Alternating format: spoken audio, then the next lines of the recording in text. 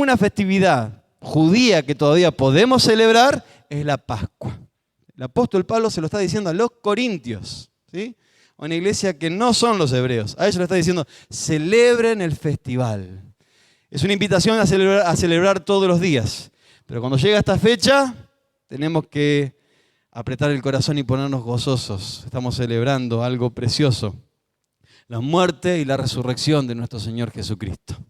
Hoy a la mañana habíamos hablado acerca de esta redención prometida.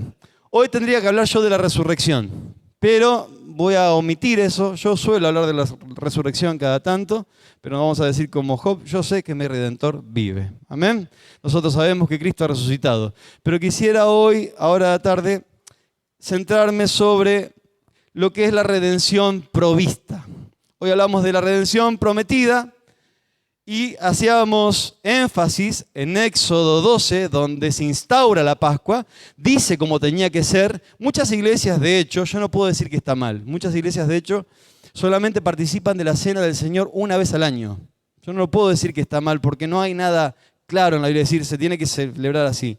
Algunos lo festejan una vez al mes, algunos lo hacen todos los domingos y algunos lo hacen una vez al año, solamente el 14 de Nisan. La verdad, no sé cuál es la forma correcta. No bajó nunca el Señor con toda su ira a decirnos, che, dejen de hacer eso, pero no sé. Pero nosotros celebramos la Pascua todos los días, ¿sí? Celebramos este pasar de largo. Cuando dice Éxodo, cuando yo vea la sangre, pasaré de largo. Pesaj, pasaré de largo. Él pasó de largo. Pero dijimos que Hebreos nos relata, justamente es interesante porque el escritor de Hebreos se refiere a los hebreos. Es una carta para ellos. Para explicarle a los hebreos, al pueblo judío, que todo aquel tabernáculo, todo ese templo y todas aquellas cosas eran una sombra y una copia de lo que habría de venir. Había un lugar perfecto y definitivo para el pueblo del Señor. Este era el propósito suyo.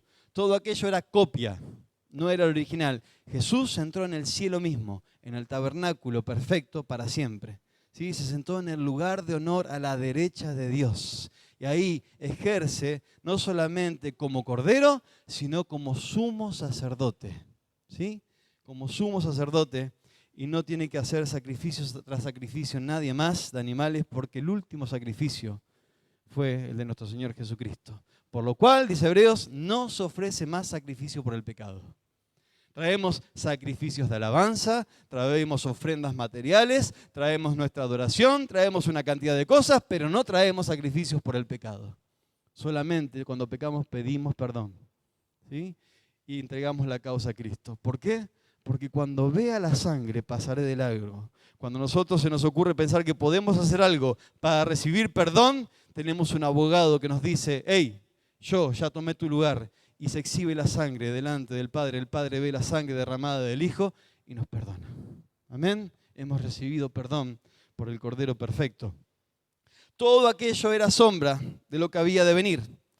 Ahora yo quiero que podamos entender esto, que a mí me interesa muchísimo. Que la iglesia del Señor entienda algo que es precioso. Que todos somos sacerdotes para la gloria del Señor, todos. A todos se nos ha confiado el ministerio de la reconciliación. Vieron que tenemos músicos, tenemos gente que por ahí predica, tenemos gente que es buena en el servicio, tenemos gente que es buena en la limpieza, tenemos gente que es buena en los negocios. Todo es necesario en la iglesia. Todos tienen un don de parte de Dios. Ahora todos tenemos un ministerio en común. Todos somos sacerdotes para la gloria de Dios el Padre, todos. Este ministerio de la reconciliación, de llevar el mensaje de Jesucristo, de llevar ese mensaje de que ese Cordero Pascual se entregó ya por toda la humanidad y que todo aquel que cree en Él, en Jesús, ahora puede acceder a la vida eterna. Es un ministerio nuestro. Llevar la reconciliación. Llevar la reconciliación, porque el hombre estaba separado de la gloria de Dios para siempre, a no ser que intervenga un sacrificio perfecto para siempre. Nuestro Señor vino y a partir de ahí nos confió ese ministerio de llevar la reconciliación. Lo que estaba separado, Jesús lo unió. Amén. Él es la posibilidad de que el hombre se pueda volver a vincular con Dios, ser que estaba destituido de su gloria. En Adán y Eva vemos el primer sacrificio, primer derramamiento de sangre. Entra un periodo que en teología llamamos el periodo de el periodo o el pacto de obras. El hombre va a hacer cosas para agradar a Dios. En principio por medio de sacrificios también, como lo hacía Job. Sin ley, sin nada, él se levantaba para hacer sacrificios. Entendió siempre el ser humano que por medio de sacrificios se llegaba a agradar a Dios, por un derramamiento de sangre. Después, ese sacrificio tomó forma litúrgica, que eso viene después de la salida de Egipto. A partir de ahí, entramos en otra calidad de relación. Hay una ley, entonces el hombre toma mayor conciencia de lo que es delante de Dios. Sin ley, no había conocimiento de pecado. Llegada la ley, el hombre se ve delante de la presencia santísima del Señor y toma mayor conciencia. ¿Sí? No es que no era consciente de que tenía que ofrecer sacrificios al Señor y tenía que pedir perdón, sino que venida la ley toma mayor conciencia, ¿sí?, de lo que es el pecado. Es más específico, se entiende mejor cuándo peco, cuándo no. Había entrado el pueblo del Señor en otro estado de relación, más profundo, podía conocer más el ser santo de Dios. Y dijimos hoy que esto es lo que el Señor quiso desde siempre, que le conozcan a Él. Que le conozcan a Él. Y el hombre jamás fue en búsqueda del conocimiento de Dios. Fue Dios el que siempre tomó esa parte y vino al hombre. El hombre se alejó de Dios en el huerto del Edén y vino Dios y le dijo, ¿dónde estás? Vino a buscarlo. Hizo lo necesario para cubrir la vergüenza de la desnudez y del pecado. Y después viene de vuelta por medio de la ley a revelarse. Él se mueve hacia el hombre para dar a conocer su ser. Él se mueve. Dice el necio en su corazón, no hay Dios. Eso es lo que éramos nosotros. Necios que decíamos, no hay Dios. Pero Él ha tenido misericordia siempre del ser humano y se ha movido a fin de que lo conozcamos. Y que le demos culto, que le demos adoración, que entremos a las profundidades de su ser a deleitarnos en ese ser santo, santo, santo. Pero el Señor ha querido que todo aquello que era figura y copia de lo que había de venir deje de ser así. Era necesario que venga algo mejor que aquello para poder entrar a esa dinámica de conocimiento de nuestro Señor.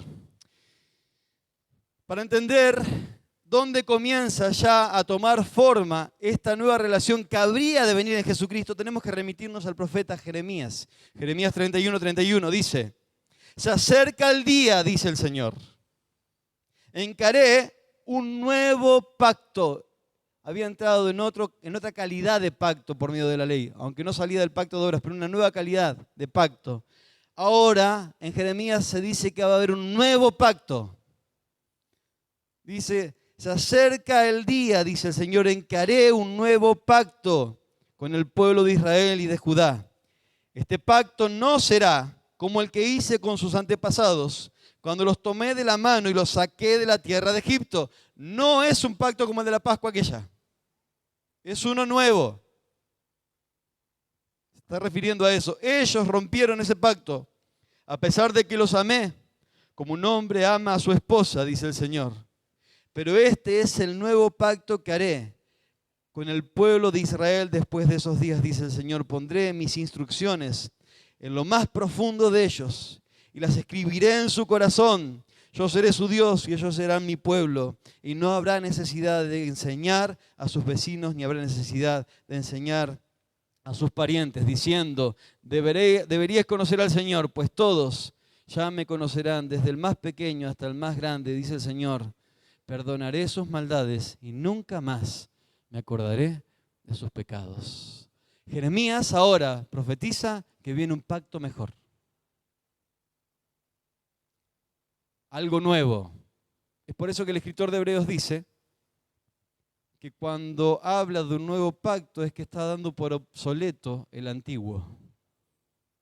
El antiguo ya no sirve, sino que el Señor ha querido un pueblo que entre en otra dinámica del conocimiento de Él. Aquel pueblo había recibido una ley que era enseñada de forma litúrgica por una tradición, por medio de la ley, y así se acercaban por repeticiones y por una cantidad de cosas que hacían a ver si podían llegar a una obediencia perfecta. Nadie pudo jamás hacerlo. Hasta el mejor de todos en algún punto fallaba. Y dice Santiago, lo que pasa que si cumplimos toda la ley, pero fallamos en un punto, nos hacemos culpables de toda la ley, lo dice el apóstol Santiago. Nadie pudo con ese pacto. Solamente uno podía venir, cumplirlo y dar la posibilidad de entrar en un nuevo pacto, una nueva calidad de relación. Lo que pasa que el sacrificio no podía ser de animales. Tenía que ser un ser superior. Con los animales servía para una vez al año recibir perdón. Una vez al año, Yom Kippur. Podían recibir perdón una vez al año. Ahora Jesús era un ser superior, un ser eterno. De eso vamos a hablar ahora, acerca de este Jesús, que ya no es la redención prometida, es la redención provista, es el Cordero provisto de Dios. Muy bien, ahora se ha profetizado un pacto superior. Jesús es el Cordero Pascual sin defecto. ¿Se acuerdan que habíamos visto en Éxodo, capítulo 12, donde dice que el Cordero no tenía que tener ningún defecto, ningún defecto? Primera de Pedro 1, 18 y 19 dice, pues ustedes saben que Dios pagó un rescate para salvarlos de la vida vacía que heredaron de sus antepasados.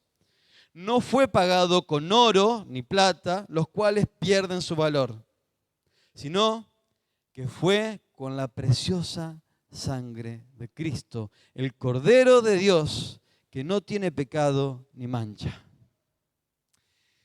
En Belén, por los tiempos de Jesús, ya hace un tiempo habían comenzado los sacerdotes a criar los catecúmenos, los candidatos al sacrificio, los animales. Se criaban en Belén. Los sacerdotes tenían la labor de criar. Sepan que fue tomando forma porque sepan que siempre ha habido una diáspora en el pueblo de Dios. Siempre el pueblo, por ahí se piensa que hubo una sola, hubo grandes diásporas que ha sufrido el pueblo israelita a lo largo de la historia. Y muchas veces se iban corriendo, pero venían al templo a dar sacrificios, venían para Pascua, venían para Yom Kippur, venían para esos días. Y claro, no se podían traer los animales a cuesta. Lo que hacía era llegar al lugar, entonces podían acceder a un animal para el sacrificio. Es por eso que el Señor después se enoja, porque se había creado un gran mercado alrededor de eso. Dice, mi casa es casa de oración, ustedes la convirtieron en una cueva de ladrones. Porque se había hecho un negocio bárbaro. Se criaban los animales, la gente venía con moneda de Damasco, por ejemplo, que era diferente a la de Jerusalén, y lo que tenían que hacer era cambiar la plata, porque no se podían. En el templo entonces se cambiaba la plata, pero se le cobraba un interés. Y se había hecho un gran negocio alrededor de todo eso. Qué bárbaro los seres humanos, ¿no? Es por eso que el Señor se enoja. Es por eso que el Señor se enoja. Dice, ustedes convirtieron esto en una cueva de ladrones, de especuladores. Han hecho de mi casa un negocio. Y le agarra esa bronca. ¿Se acuerdan que hace un acto, rompe todo? Y uno dice, ¿qué le pasó a Jesús acá, no? Demostró su santidad. Demostró su santidad. No es un ser que se enoje y nada más. Demostró su carácter santo.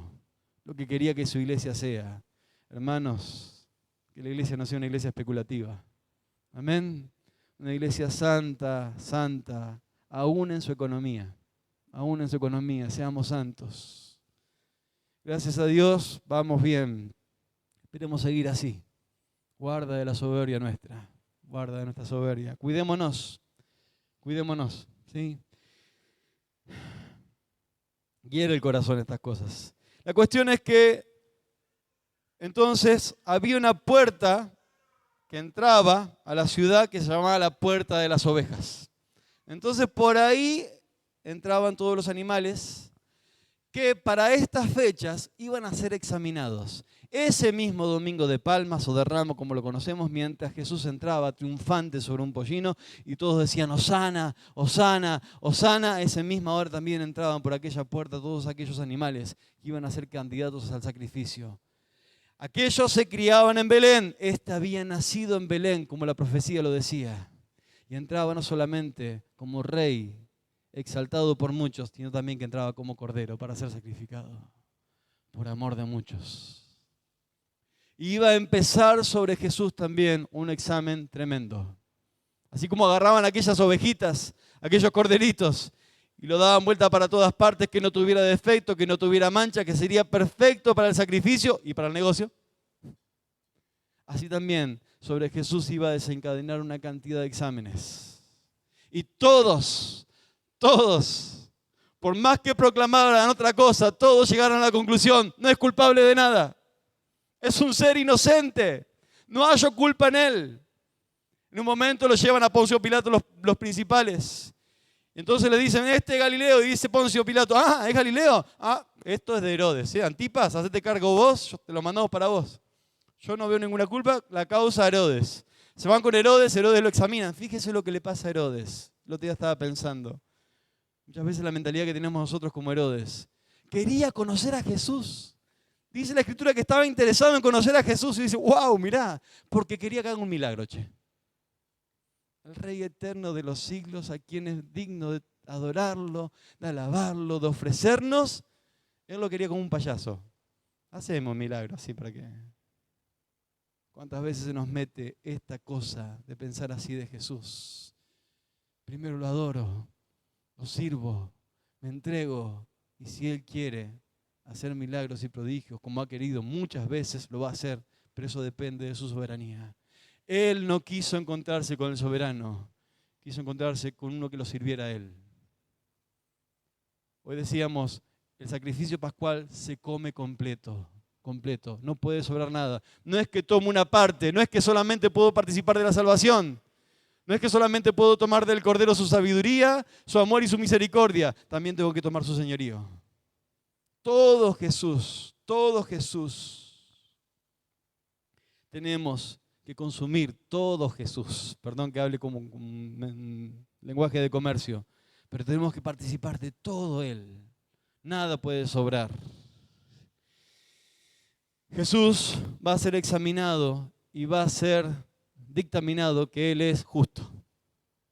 Y a pesar de eso, la gente pide a gritos que sea liberada la mentira, la barbarie, que sea liberado el pecado. ¿A quién quiere que deje libre? ¿A un homicida como era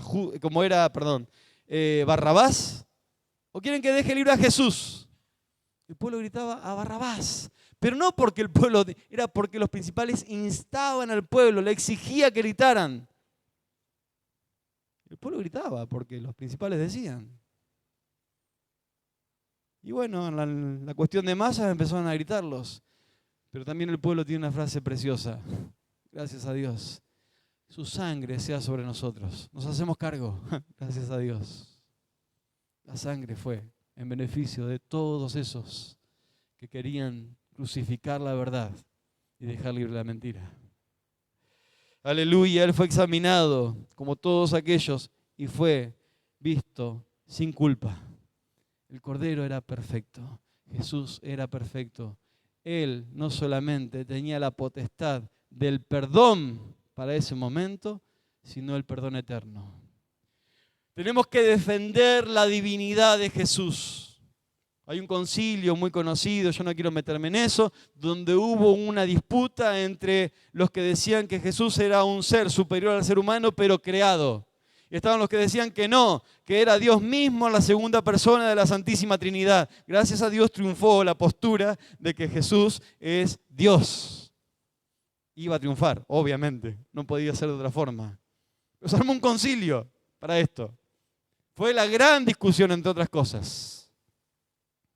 En este concilio también se discutió acerca de dónde había que hacer foco con respecto a la celebración de Pascua, si en la resurrección o en la crucifixión. Nosotros sabemos que nadie podrá mirar la resurrección sin haber experimentado la crucifixión. Amén. Esto celebra la iglesia del Señor. La cuestión es que en este concilio, gracias a Dios, la iglesia cristiana ha defendido la divinidad de Jesús. ¿Qué pasa si Jesús no es Dios? Y si no es consustancialmente el mismo ser que Dios mismo. Él es la imagen misma del Dios invisible. En Él fueron creadas todas las cosas. Él es desde el principio. En el principio era el verbo y el verbo era con Dios y el verbo era Dios. Él es Dios. Si Él es un ser creado, aunque superior a nosotros, si esto fuera verdad, el sacrificio no era perfecto. Porque todo lo que es creado tiene un principio y rompe el principio de perfección.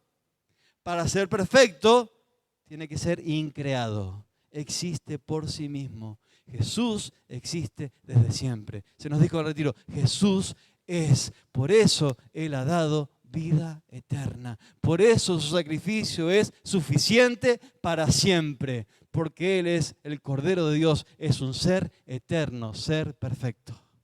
Amén. Dios es Jesús y Jesús es Dios. Amén. Aleluya.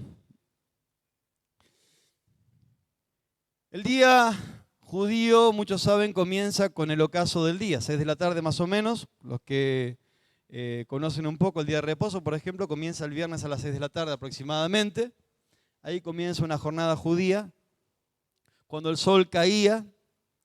Y Jesús tuvo el deseo de pasar la Pascua con los suyos. Yo creo que esto fue toda una decisión para los discípulos. Por ahí no se nombra demasiado, pero habrán tenido algunos sus familias, habrán tenido cercanos. Y ese día dijeron, yo voy a pasar la Pascua con Jesús. Yo por ahí pienso en la discusión que habrá sido en la familia, ¿no? Ah, ¿te vas con ese? Sí, me voy con ese que te va a dar vida eterna. Ese día se fueron con Jesús, 12. Todos, incluido Judas, el que lo habría de traicionar. Él deseaba pasar ese día con ellos. La Pascua que van a celebrar es conforme al ritual que para entonces ya se celebraba. Obviamente que fue sufriendo distintas cosas en el devenir de la historia. Ya no era como se celebraba, imagínense, en el desierto. Se celebraba de otra forma ahora. Había tenido un par de cosas que se habían agregado. Bueno, en ese momento había una costumbre que se participaba de todo el ritual pascual, ¿sí? Como correspondía, y en el medio se participaba del matzotash, que es un sobre de un lienzo de tela de lino, en donde se guardaba el pan que iba a ser en un momento de la ceremonia la bendición pascual. Entonces el padre de la casa, había un jueguito que se hacía con los niños, re lindo. El padre de la casa se ponía de pie después de haber comido todo, agarraba el matzotash, ¿sí? Y lo tomaba, lo sacaba de sobre y lo que hacía era partirlo a la mitad. Una de las mitades las volvía a dejar dentro de ese lino, de ese sobre, y lo que hacía con la otra mitad era bendecirlo, una bendición hebrea que hasta el día de hoy se hace, y lo que hacía inmediatamente era repartir un trozo de pan para todos los que estaban en la mesa. ¿A qué le suena eso? Que lo partimos y damos un trocito a todos. Lo hacemos, ¿no? Hasta el día de hoy. Ahora somos más chetos, ¿no? Porque lo metemos en un sobrecito y todas estas cosas. Qué lindo, ¿no? Cuando la iglesia era más chiquita y todos agarramos el pan, un asco, pero bueno, lo hacíamos así en ese momento. Bueno, ahora estamos más chetos porque tenemos copitas. Cuando yo era chiquito tomábamos todo el mismo vaso, hermano. ¿Cómo nos guardó el Señor? Qué asco, pero bueno. Podría contar detalles de cosas que veíamos cuando llegaban los últimos, ¿no? Tenían más bendiciones esos. Eso discernían el cuerpo de Cristo, de verdad. La cuestión es que la otra parte que se había guardado en ese sobrecito, esa otra parte se la llevaba a un lugar del territorio y se la escondía sepultada y los niños iban a buscarla a ver si la encontraban. Y ese era el juego del día. ¿Qué hacían? Se partía, se repartía y se enterraba. Muerte de nuestro Señor y fue llevado al sepulcro. El Señor usó todos esos elementos que para la época ya se hacían. Hizo lo mismo que se hacía para la época, habiendo participado de todo en la liturgia pascual. Y dijo, bueno, llegó la hora de la bendición. Porque dice, habiendo comido, tomó el pan. Dicen los evangelios, ¿se acuerdan? Toma el pan, lo bendice y dice, este es mi cuerpo, y lo parte. Lo que hacían era partirlo a la mitad, que por vosotros es partido. A mí me emociona mucho, yo era chiquito y lo veía siempre a mi viejo con su mano chiquita, agarrar el pancito ese y partirlo a la mitad. Y es hermoso. Yo los invito a los que hacen la cena del Señor, partan el pan, pártanlo, pártanlo. No se va a enojar el Señor si no lo partimos, pero es lindo, lo representativo de este símbolo, este cuerpo partido. El Señor reparte y dice, este es mi cuerpo, que por vosotros es partido. Inmediatamente pone otro elemento Él, agarra la copa y dice, esta es mi sangre. Y comienza a cumplirse lo profetizado por Jeremías. Sangre del nuevo pacto, que es derramada por ustedes. Se comenzaba a cumplir lo profetizado en Jeremías. Venía un nuevo pacto superior al primero. ¿Por qué? Porque también el sacrificio era superior. De un ser temporal, animal y terrenal, ahora pasaba a un ser eterno que iba a ser entregado en la cruz del Calvario por todos nosotros, por toda la humanidad. Se cumplió lo que Jeremías dice, comienza a cumplirse en ese momento. Entonces el Señor agarra y dice, bueno, vamos, es el momento de orar, se agarra unos poquitos, se los lleva aparte. Se va al Getsemaní, conocido como el lugar de la prensa, el Monte de los Olivos, Getsemaní, el lugar de la prensa, ahí donde la aceituna se la hacía pedazos. Se la destrozaba toda a fin de que destilara ese jugo, ese aceite. Jesús tuvo que ser hecho pedazos para que nosotros recibamos la unción del Santo. Él tuvo que experimentar el Getsemaní en beneficio de nosotros. Entonces lo lleva a aquel lugar. Seguido a eso viene la traición. Bueno, el Señor dio una expresión en el Evangelio, dice, mi alma está angustiada. Él no era solamente el sacrificio, hoy lo dijimos a la mañana, no era solamente saber que su cuerpo iba a ser lacerado, iba a ser golpeado, escupido, maltratado. No era solamente eso, él sabía que llegaba un momento donde en su carne iba a cargar el pecado de todos los seres humanos de todos los tiempos. Iba a experimentar el pecado por primera vez en su carne, por nosotros hacía pecado. Jamás vamos a poder describir ese amor del Señor.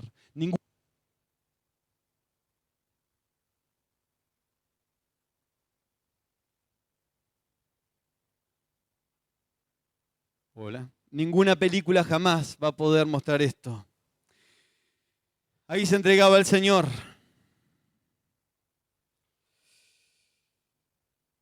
Pasado ese momento, el Señor va a llegar a las 9 de la mañana y va a ser llevado al Calvario. Lo voy adelantando. Aproximadamente 9 de la mañana el Señor va a ser llevado al Calvario. El lugar de ese va a ser el monte Moriah, donde Abraham tenía que sacrificar a Isaac, ese mismo lugar. Acá aparece el parámetro del cordero provisto, redención provista. Pueden subir los músicos, así yo empiezo a terminar. Gracias. Aquel día, Abraham va con un par de siervos y un momento le dice, dejen que acá sigo yo, con Isaac.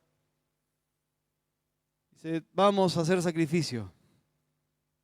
Abraham no era chico, perdón, Isaac no era chico. Por ahí pensamos que era una criatura.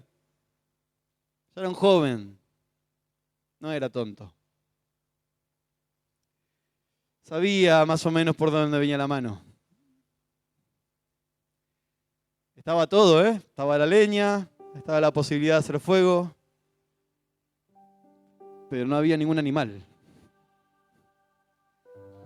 Dice, padre, yo veo que hay leña y todo, pero ¿el animal? Y le dice a Abraham, Dios se proveerá. No dice, Dios nos proveerá. Dios se proveerá. Y Abraham es obediente, era el hijo de la promesa. Se terminaba todo ahí para él. Y a pesar de que era el hijo de la promesa, está dispuesto a matarlo, a su hijo, a sacrificarlo.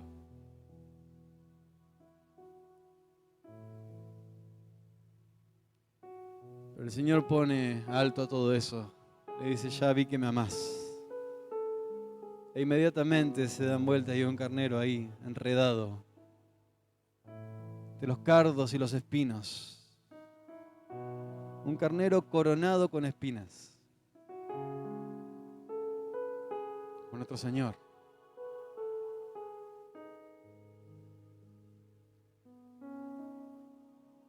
El Señor se proveyó del sacrificio. En ese mismo monte,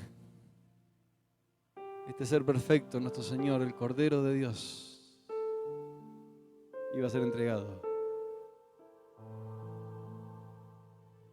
Fueron las palabras de Juan el Bautista cuando lo vio venir al Señor. Estaban ahí unos cuantos, muchos, porque seguían a Juan muchos. Este hombre que comía miel, pero vieron que no predicaba muy dulce. Y cuando lo ve llegar a Jesús, dice, aquí el Cordero de Dios que quita el pecado del mundo.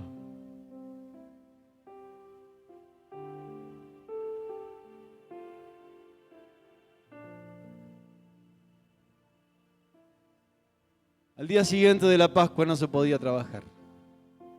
Estaba prohibido trabajar. Lo dije esta mañana, lo repito ahora.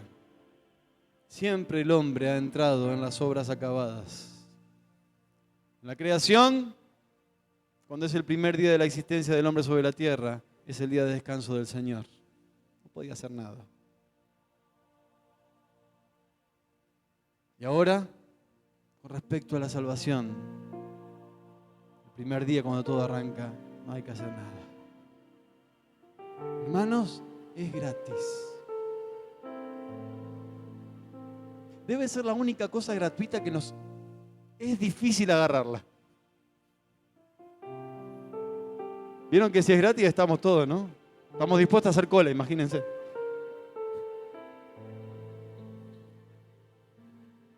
Pero la gracia del Señor, ¿cómo cuesta? Que toda la gloria se la lleve Él. Que todos los méritos son suyos y que Él es el ser más importante de todos. Es gratis, hermano, agarrémoslo.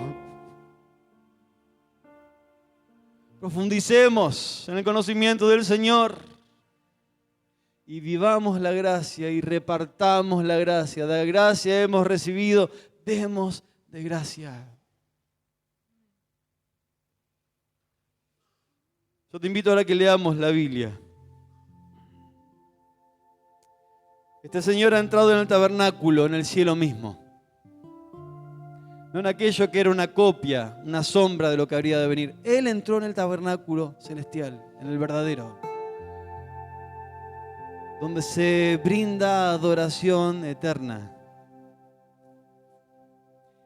Hebreos 9:11 dice, entonces Cristo ahora ha llegado a ser el sumo sacerdote por sobre todas las cosas buenas que han venido. Él entró en ese tabernáculo superior y más perfecto que está en el cielo, el cual no fue hecho por manos humanas, ni por nada de este mundo creado. Con su propia sangre, no con la sangre de cabras y de becerros, entró en el lugar santísimo una sola vez y para siempre y aseguró nuestra redención eterna, redención provista. Entró en el verdadero tabernáculo y aseguró, es segura, aseguró nuestra redención eterna. No la saca nadie. Bajo el sistema antiguo, el antiguo pacto, la sangre de cabras y otros y las cenizas de novillas podrían limpiar el cuerpo de las personas que estaban ceremonialmente impuras.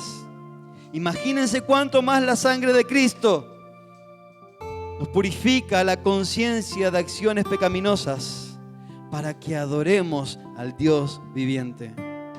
Pues por el poder del Espíritu eterno Cristo se ofreció a sí mismo, a Dios, como sacrificio perfecto por nuestros pecados.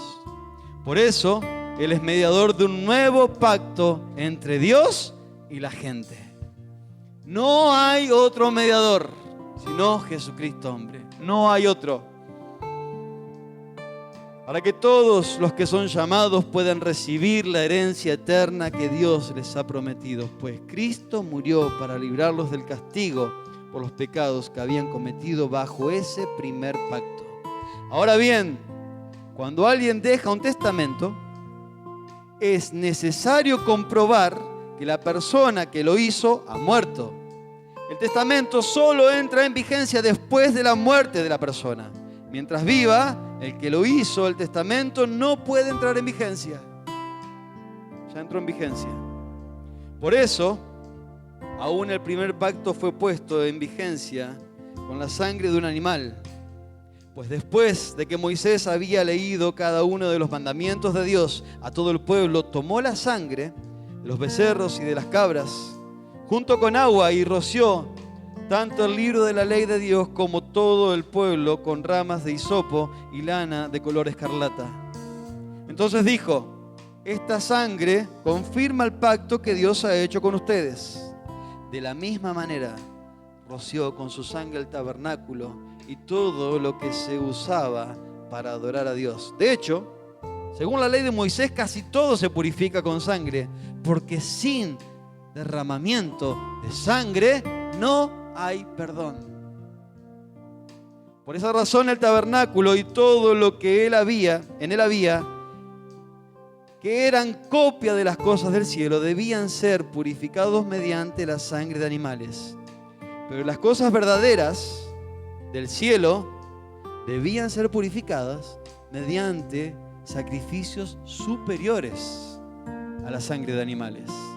Pues Cristo entró en el lugar santo, pues Cristo no entró en el lugar santo por manos humanas, hecho por manos humanas, que era solo una copia del verdadero, que está en el cielo. Él entró en el cielo mismo para presentarse ahora delante de Dios a favor de nosotros, y no entró en el cielo para ofrecerse a sí mismo una y otra vez como lo hace el sumo sacerdote aquí en la tierra, que entra en el lugar santísimo año tras año con sangre de animal. Si eso hubiera sido necesario, Cristo tendría que haber sufrido la muerte una y otra vez desde el principio del mundo. Pero ahora, en el fin de los tiempos, Cristo se presentó una sola vez y para siempre para quitar el pecado mediante su propia muerte en sacrificio. Lo último. Así, como cada persona está destinada a morir una vez y después vendrá el juicio, así también Cristo fue ofrecido una sola vez y para siempre, a fin de quitar los pecados de muchas personas. Cristo, para que te pongas contento, Cristo vendrá otra vez, no para ocuparse de nuestros pecados, sino para traer salvación a todos los que esperan y anhelan su venida. Yo le daría un aplauso al Señor. ¡Aleluya! El Señor vuelve sin relación con el pecado. Él ya lo hizo. Vuelve sin relación con el pecado. El Cordero Pascual, Cristo, ha vencido. ¡Aleluya! ¡Aleluya!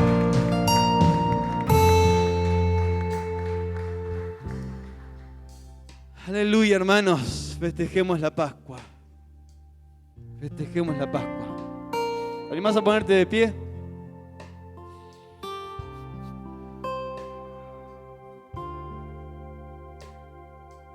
Aleluya. Hoy lo dije, no venimos a celebrar un cadáver. No.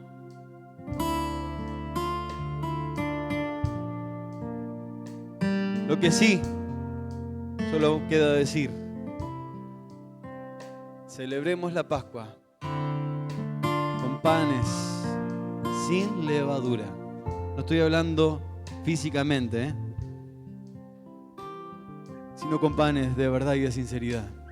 Como aquellos en aquella época buscaban por toda la casa que no quedara ni siquiera un vestigio de alguna masa levada, así también nosotros busquemos.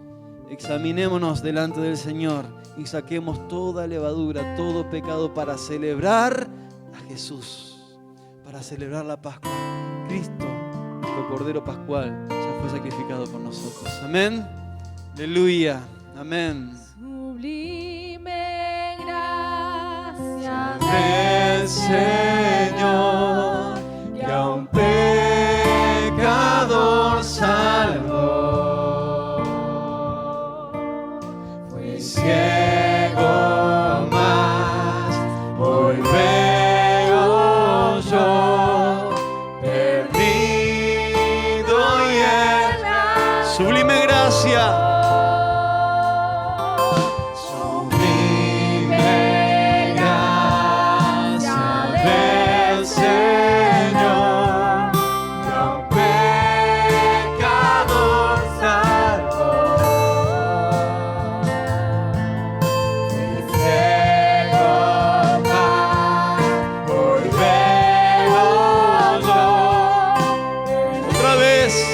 Sublime